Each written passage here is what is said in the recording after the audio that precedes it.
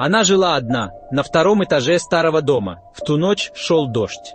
И вдруг стук в окно. Негромкий, но четкий. Она замерла, ведь до земли 2,5 метра. Через минуту еще один стук. Она подошла к окну и выглянула. Темно. Но в отражении стекла она увидела лицо, стоящее позади нее. Она выключила свет и спряталась под кровать. Дыхание участилось. В комнате было тихо, пока рядом с полом не пронеслась чья-то тень. Без звука, без шагов. Она продержалась до утра. Когда выглянула в окно, на стекле остались следы пальцев. С обратной стороны. А на подоконнике лежала записка. «Теперь ты знаешь, где я могу быть».